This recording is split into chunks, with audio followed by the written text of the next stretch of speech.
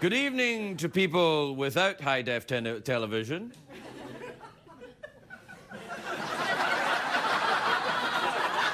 Good evening to people with high-def television.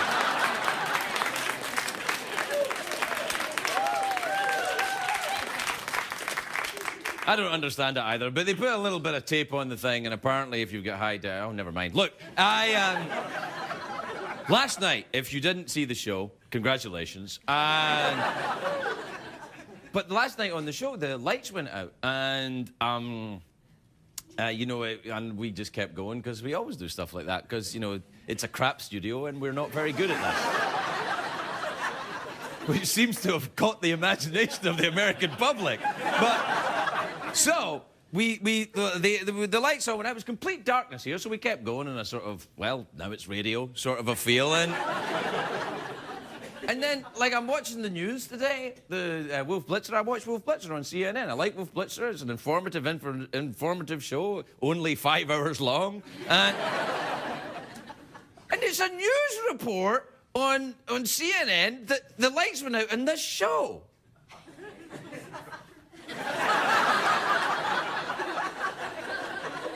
How can that be news? Anyway, if you ever wondered the definition of a light news day, whenever you see me on CNN and I haven't been then it's a light news day. However, if I start drinking again, look out for me on CNN. I was like really amazed though. I was like, what? Awesome! And then I thought, wait a minute, they're mocking me because I've got crap equipment.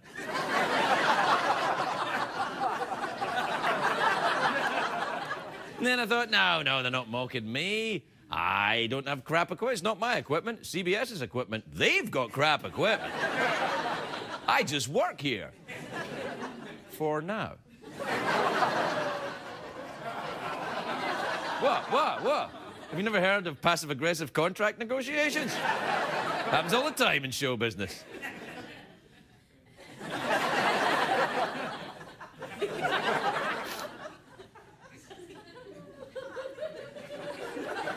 I'm just waiting for the lights to go out and then we can go to a commercial. They might stay on all night. Could be a long night. Stay tuned.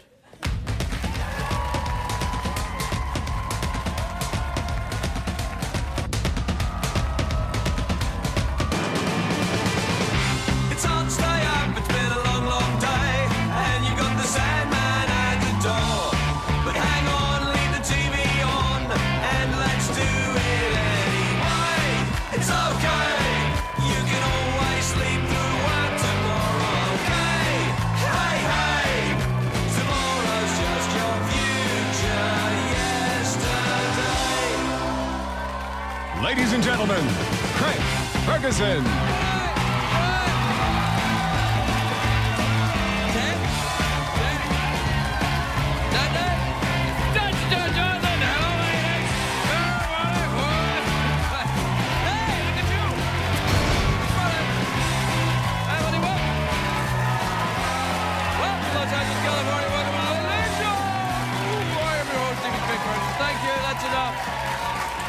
All right, that's it. Thank you. Yes, please. All right, thank you. Very convincing. You really made me believe it then. I'm also excited that the lights are working. Wait. Shh. For now.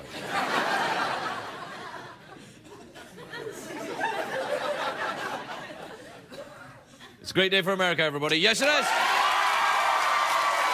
Great day for America. It is, actually. Although, is this shirt a little tight? It feels a little tight. Is my neck getting fat? My shirt feels really tight.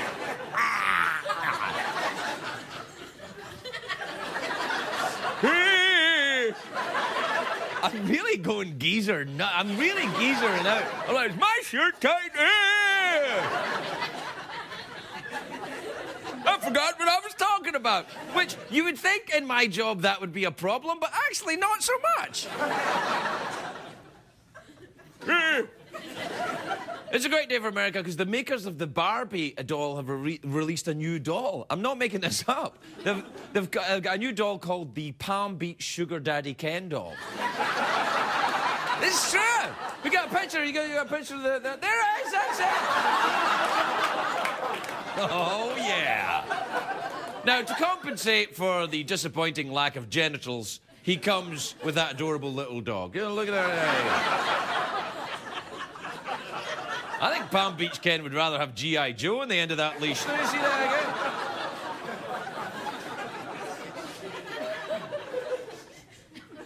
Do you remember you used to worry about Barbie and Ken dating? I'm not worried about that anymore. They're not. Anyway, it's a great day for me. Not a great day for me. I'm a bit scared because I haven't had my swine flu shot yet. I can't get it. They're giving the vaccine out. I had my regular flu shot, which was, you know, uneventful. But they're giving out the vaccine, the swine flu vaccine, according to a priority list. The order it goes: doctors, nurses, pregnant women, children, regular people, cats, dogs, Baldwins.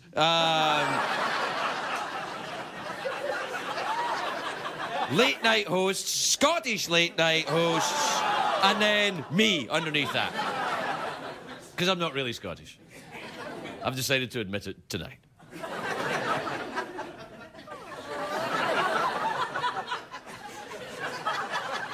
I'm really Pakistani. This accent confuses many Americans, me included. Anyway, this flu shot thing I'm worried about. No, it's because everybody in LA is trying to get a flu shot. All the celebrities are trying to get the vaccine because they think there's Botox in it. Doctor, I've got swine flu in my lip here. I think I've got swine flu in my brow. I want this vaccination, though, because you know the word vaccine comes from the Latin vacus. It means cow. Because what happened in the 18th century, an English doctor discovered that if you give people the cowpox virus, right, it would protect them against the more dangerous virus of smallpox. That's why it's called vaccination, from vacus, or cow. Unfortunately, the doctor couldn't find a cure for those tiny little English mouths that they've got. You know these little mouths? All right, mate, yeah. Here, I think I've got a bit of smallpox. Don't worry, you'll be all right. That'll clear right up, mate, yeah. Have a pie with meat in it. All right, I will, thanks. They don't really have small mouths. They're just trying to hide their teeth. Anyway, all over the country, there's a shortage of this vaccine. Now, I want to know why, right? If there's enough of this virus to cause the epidemic of the swine flu, then there should be enough to make the vaccine. It's the same stuff. I smell a conspiracy. A virus is an organic, naturally occurring substance. How hard can it be to grow? In places where they do have the vaccine, people are lining up to fight for it. No one's got it. This always happens before Christmas. So a couple of years ago, it was a Tickle Me Elmo. Then it was the Buzz Lightyear thing. This year, it's the swine flu vaccine.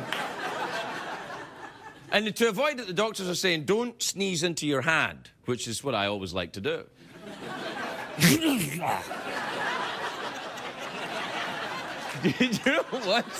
know once at the show here, I went in, there's a little kind of kitchen area here, and there was a new intern. Like, I'm always kind of scared to talk to the interns. This was even before all this stuff happened. I'm just scared to talk to them because they're like young and they know stuff about Tweety Bird and all that stuff. And I'm like, oh, I don't want to talk to them. Anyway, I go into the little kitchen and one of the interns was there and he was like eating some creamy thing out of the refrigerator. He was like, and then he saw me coming in and he went, oh, we haven't met.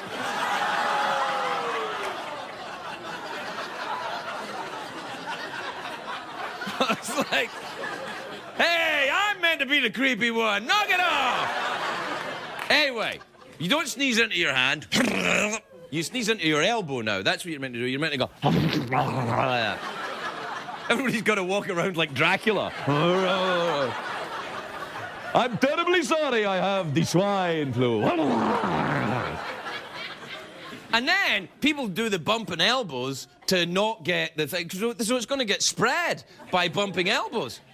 Square dancers will be wiped out all across America. Swing your partner around the shed. You gave her swine flu. Now she's dead.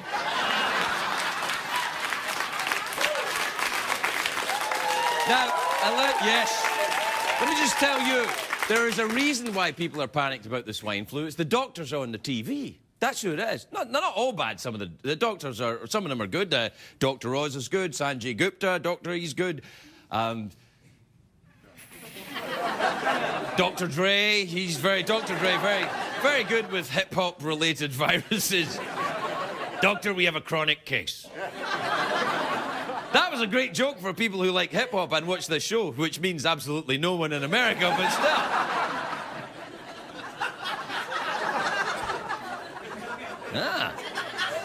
Maybe I'm wrong. Have you seen that show, The Doctors? The show The Doctors, where one of the doctors on the show, he comes out, they're all doctors, but one of them comes out and he's wearing surgical scrubs. And I'm like, why are you wearing scrubs to host a TV show? What, are you going to be performing surgery? No, I just like looking like a doctor. That's like the host of Sports Centre wearing nothing but a jockstrap. Actually, you know what? If they did that, maybe I'd watch a little more. You heard me, Dick Vitale. How can you call yourself that and then just wear normal clothes? You're a tease, man. I'll tell you why you get all this stuff. The medical doctor report things. What they're trying to do is they're trying to scare you. Because the idea is that they scare you enough so you'll keep watching through the commercial break so they can scare you in the next segment so you can keep watching through the commercial break. It's all like, will you be the next one to get swine flu? Will you? Find out after the commercials. Wait. We have to take a commercial break right now. That's all right. Let's hope you don't get swine flu during the commercial break. When we come back, I'll tell you how to not get swine flu.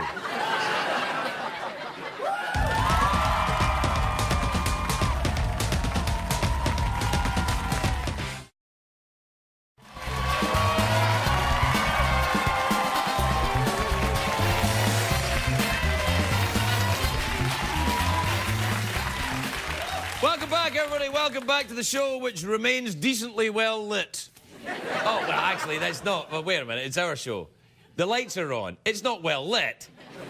The lights are on. For now. They went out last night and we made the news. So, great. Do we have time for email tonight? Yep. All right, let's see what we got. This is from Joe in Medfield in Massachusetts. All right. To whom it may concern. How do you know this is for me? I discovered your email address at the bottom wall of this bathroom. Any chance we could hook up? I'll need a photograph.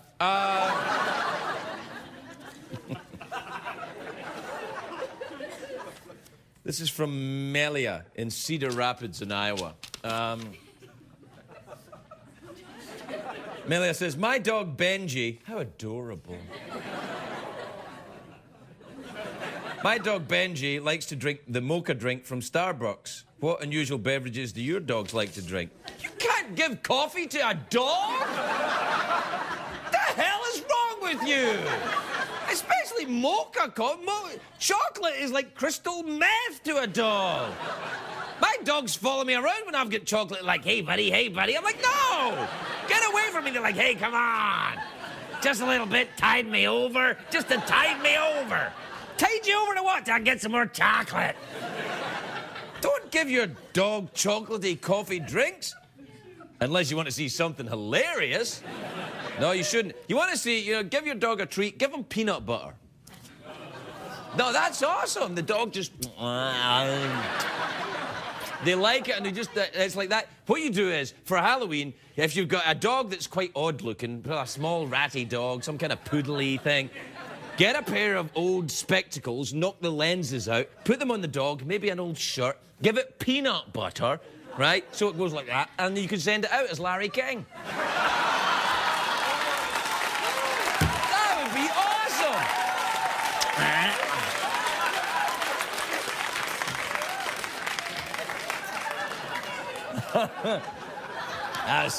Listen, I love Larry. Larry's an awesome, he's awesome. I've been on his show, he's been on this show, we're best friends.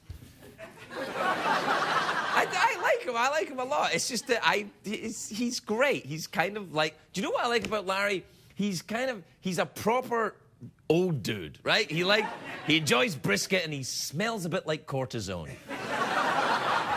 That's the way I'm gonna be.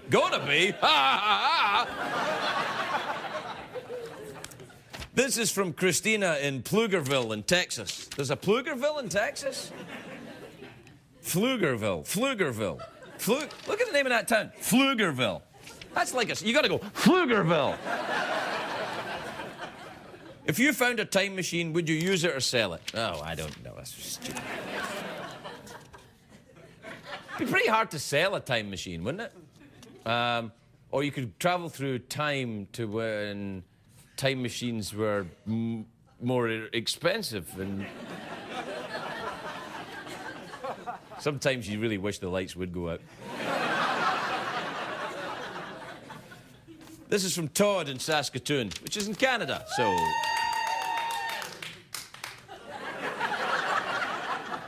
was just about to throw it out.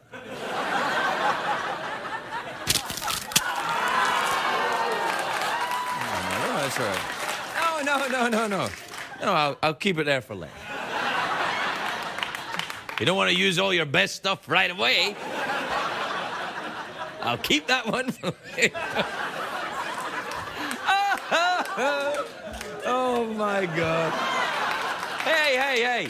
That came all the way from Saskatoon, that email.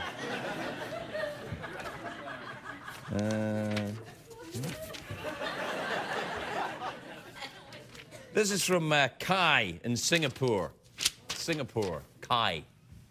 Dear Craig, do vegetarians smell better? Well, that's a tough question. Better than what? I see where you're going, though, because a lot of the people that come out... Alicia Silverstone, who was here last night, she's a famous vegetarian. She doesn't even eat anything that's been near an animal. She's like one of them Venusians. Anyway, she was here during when they're like... So it's an email from Canada. What? It's a joke! Lighten up! Paul! Oh, you better not be mean to Canada. I'm not being mean to Canada. It's a joke. I've got friends who live in Canada. I like Canada. I've tasted bacon. What more do you want from me? I'm going to the hockey tomorrow night. I'm going to see the hockey. I've never been. Actually, I'm going to see the hockey tomorrow night. I'm going to see the Kings play tomorrow night. I've never been to a live hockey game before. Should I take something to help me nap through it or not? I'm sure it'll be great. Anyway, I'm going with a buddy of mine who's Canadian. So every time he talks to me, I just ignore him. And when he sends me emails, I just crumple them up, throw them away. Anyway, Alicia Silverstone was here the other night, last night, and I was talking to her, and the lights went out, and she's a vegetarian, of course, famous vegetarian. So when the lights went out completely dark, I went... to smell her. And they do smell a bit better.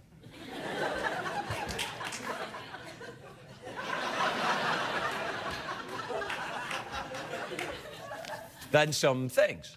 But I don't know. Well, we're out of emails, which is a tragic piece of good luck for me.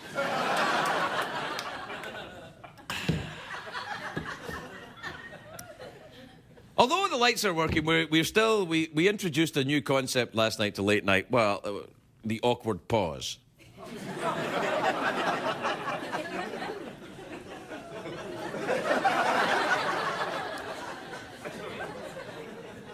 I think it's more like a realistic conversation, isn't it? If you have awkward pauses, like you sit down and you go, oh, yeah, really, I've got stuff to say, and then I've run out of things.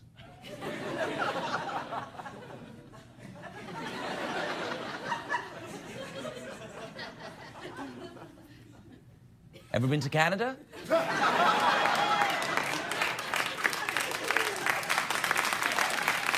right, we'll take a break. We'll be right back.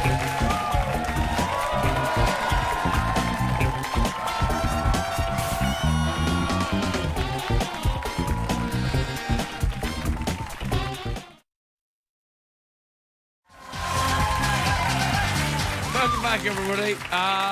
My first guest tonight is the former Secretary of State under Bill Clinton. Knock it off. Don't be so juvenile. All I'm saying is she worked under Bill Clinton. Stop it! She's got a new book out which is called Read My Pins, which is in stores now. Please welcome the very lovely Dr. Madeleine Albright, everybody. Madeleine Albright.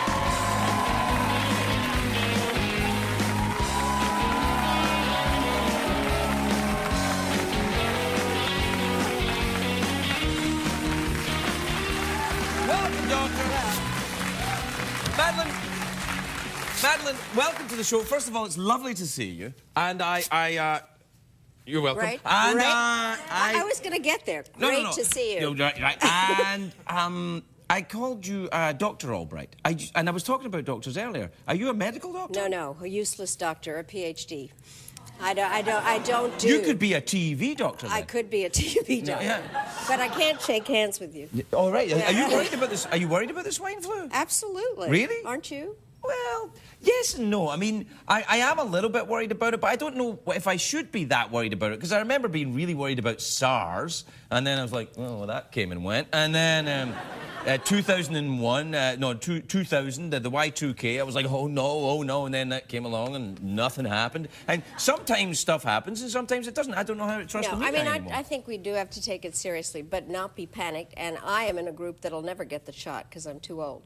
Really? They say, you were talking about priorities. Yeah. Old people are really out of it. So No. I have to decide that I am not going to be worried about it. Yeah, I don't think you should be worried about it. And But I anyway, do worry because I have 6 grandchildren, and yes. I kind of wonder. Well, I how have they... a child. I'm worried Right. about. I'm worried about him with the swine flu. I won't let him out the house. That's really useful for his education. But anyway, It's true. But I do think that people need to take it semi-seriously. And you were talking about smallpox. Yeah. That was a very big deal. We finally got rid of that. Yeah. And so anyway, I think the doctors are doing what they can. And, For but sure. I totally agree with what you said in terms of the whole symptom business on television, because you're always waiting to see when they tell you if you're about to get it. Every time. And if you're at all a hypochondriac, which some of us are. Are you like that? Right, I am. Then you think you've got whatever it is they say, whatever the crazy symptom Like is. when you're going, like when you're Secretary of State and you're meeting world leaders and stuff like that, do you ever think, oh, I'll probably get swine flu from Kim Jong-il or something like that? Do you ever think? Well, I tell you, I actually, because I tell you, I saw the picture of you. Is that a great picture Oh, or it's what? fantastic. You got to see. This is a fantastic book, by the way. I want to talk about your pen in a minute. But this photograph right here, where is it? There it is. Oh, I love this photograph. Look at that. Look at that. There's you and Kim Jong. Well, Look at that. Isn't that adorable? so I'll tell you the story about this. I did not know anything about him. I get to North Korea, and they told me, I wasn't sure I was ever going to meet him. I meet him. I decided to wear the big American flag pin, Yeah, it's huge. which Look goes at the from size here of to it. here, right? Yeah, the size of that thing. Right, exactly, because he had said that America was the worst country in the world. Hey, that's what he said. And yeah. I figured they would release this photograph, and there I would be, and he would have no choice because the flag pin was so big. But the part about him, if you look, we're about the same height. Yeah. So I was standing there with him. I knew I had on high heels, and then Yeah. I looked over, and so did he. Really? Right, yeah. And his hair is a lot poofier than mine. It's pretty poofy hair. I kind of like it though. He's got that kind of 80s hair, like it's like an 80s stand-up Well, comedian. it's really. But if you notice that picture, it is exactly the same background.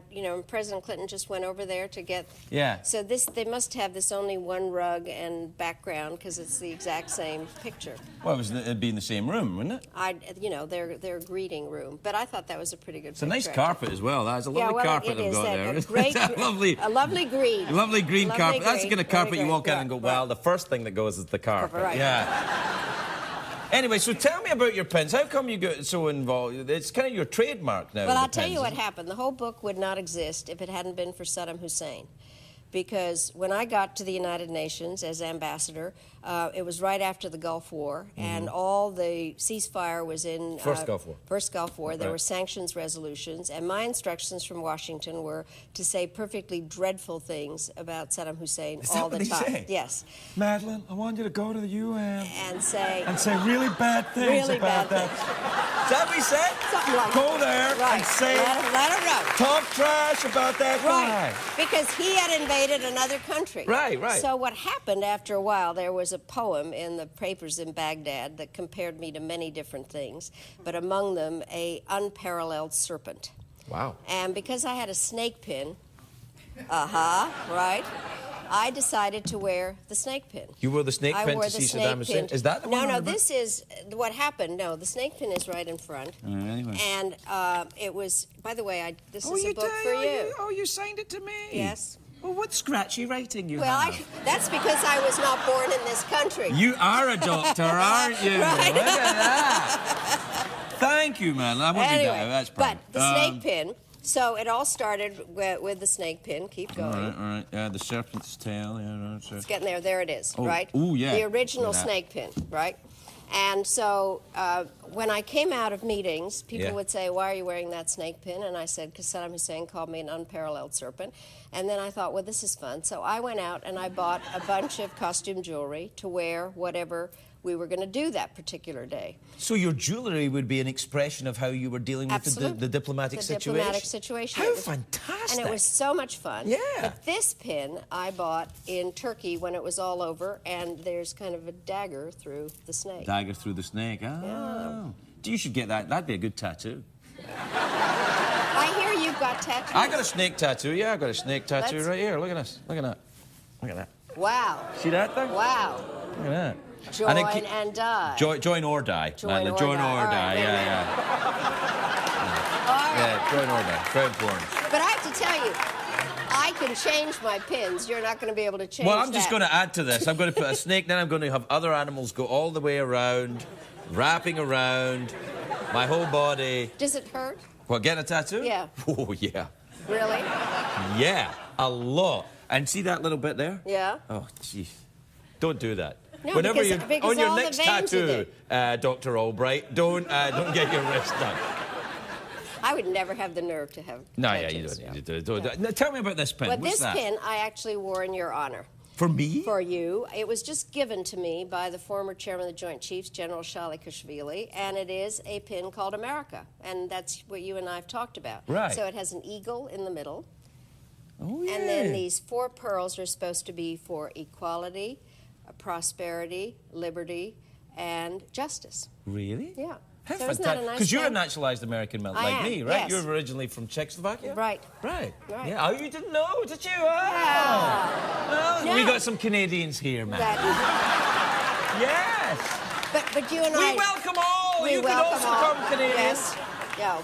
And we've talked about it. It's the greatest thing, isn't it? It is fantastic. Right. Yes. I feel very. It's funny because sometimes when you try and talk about patriotism, especially if you're a naturalized American, people sometimes think you're being kind of hokey and it's kind of like a gimmick or something. And and I was like, I remember when I got that because I got this. This was actually the Benjamin Franklin cartoon in the Pennsylvania Gazette in Right, 1754. And I got this to kind of celebrate becoming an American citizen. And then people say, no, it's just a gimmick. And I think, if you could experience the pain of having that part done, you'd know it wasn't a gimmick. That's It's not. right. It's a very emotional thing to become an American. isn't it? Absolutely. And now I came in 1948 before Right. you were born, and Only just. that. And but I went and I retook my vows on the 50th anniversary. Did you And really? it was really very important. And then on July 4th, 2000, at Monticello, we redid a ceremony of all the new Americans at that time, and I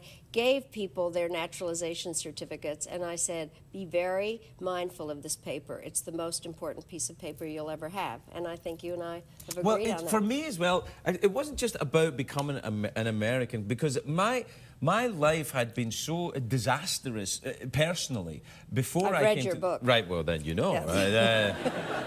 A little complicated. Yeah, it was you know. Yeah.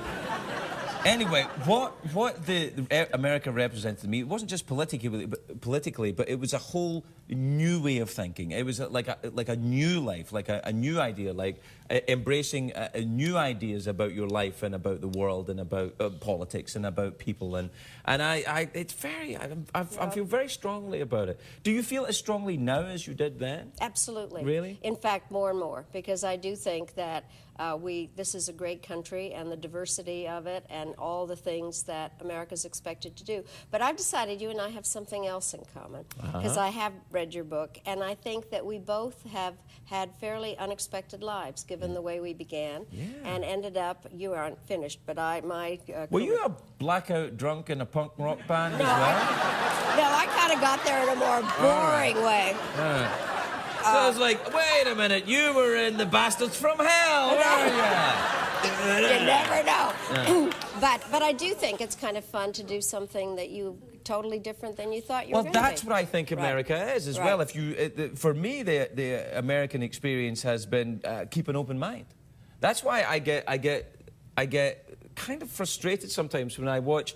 Forgive me, but your colleagues and some of the politicians and the media spinmeisters now, who the whole idea seems not to be about contributing, but about winning some kind of endless race against nothing. You know, it's just scoring points off against each other. Do you get trapped in that when you're in Washington? Is that what it becomes about? Well, I do think that there's an awful lot of we have to win and we always have to be number one. I think we are the most interesting and, frankly, the best country in the world. No doubt. But we do it, I think, and this is what I like about President Obama, in partnership with other countries. And I think that's the part that's so important in terms of the issues that are out there. It's a tough time. I think the agenda is very, very hard.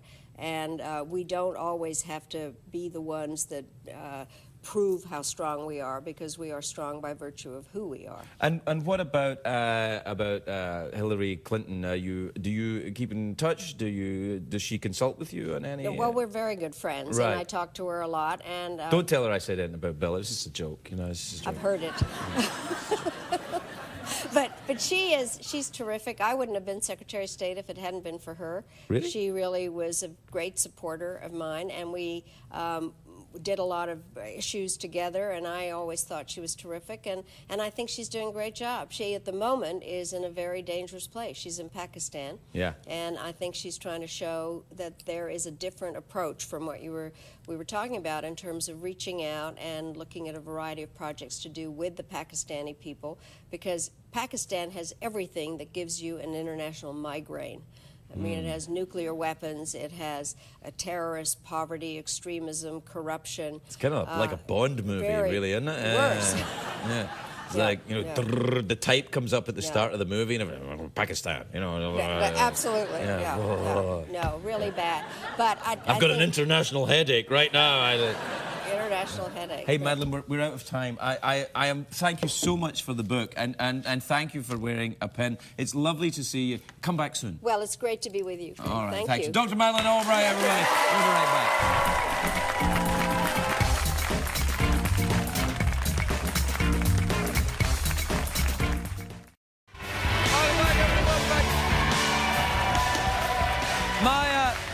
My next guests are a Mexican guitar duo performing Buster Voodoo from their new album 1111. Please welcome Rodrigo y Gabriela, everybody. Rodrigo y Gabriela.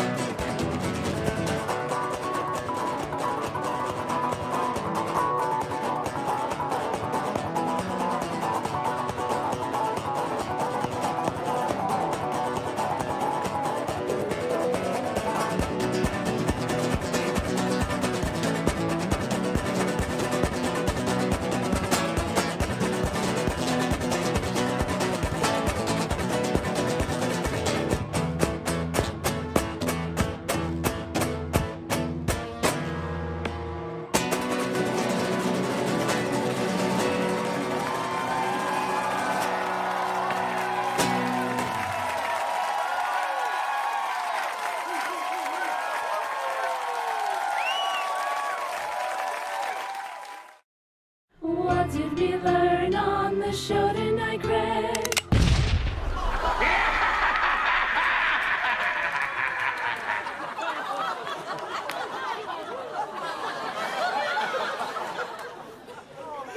Look, for the 5 millionth time, it's not a real kitten. We didn't blow it up. It's a photograph of a kitten that we used a computer thing on. The kitten is fine.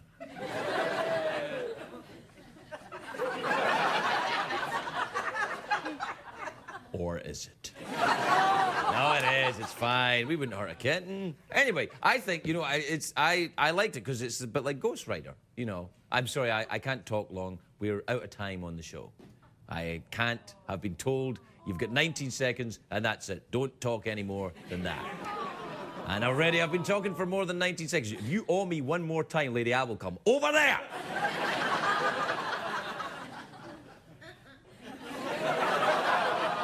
Did the lights just go out again? My contact lenses are getting cloudy. We'll see you tomorrow. Good night, everybody. Good night.